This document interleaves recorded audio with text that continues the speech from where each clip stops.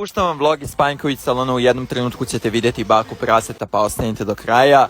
Uglavnom došao sam da malo sredim ovu slamu, nije toliko strašno, Tina je rekla da će samo staviti farbu na delove koji su se isprali i malo ćemo napraviti lepu frizuru, sve to gledajte, sad vam ja sve lepo pričam. Naravno vidite kako izgleda kosa kada se pere, bukvalno kao da je nemam, ali dobro, verujem u proces. Inače spremamo se za Balkan Top Star Show koji je u nedelju 21. od 18 časova, tako da dođite, to sam već rekao. Bukvalno ne znam zašto toliko volim Panjković salon, ali bukvalno su tu neki ljudi koje sam ja zgotivio i kao ne bih menjao kao ni za šta. A ovdje je Tinica došla, stavila mi ovu trakicu, ovdje sam malo čekao, ali ovdje sam mnogo hot. Znači moram da mi ispričam story time. Tinica, kad sam je ja poslao da hoću plavu kosu, ona mi je rekla šta će ti to mi je napisala.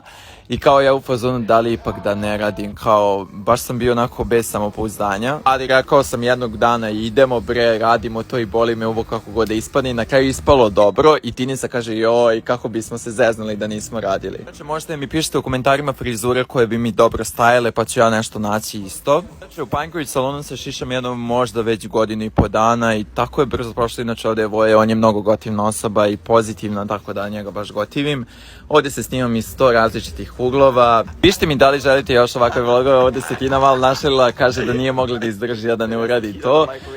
Pišite mi da li želite još ovakve vlogove da vam snimam svoj život, inače ne volim to toliko da radim, više volim da snimam kad snimam neki video i to je to nešto kao svoj život.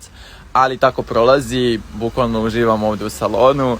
A ovdje smo pri kraju frizure. Dobio sam čak i čokoladu, ove ručno rađena čokolada, predobra je, moram da pitam Vojinog tatu koje. I ovdje ćaskam sa Tinom, i ovdje još ćaskam sa Tinom. Ako vam se svideo ovi vlogovi, lajkujte video i naravno evo baka prase kao što sam obećao. Ćao! Stisni plusić.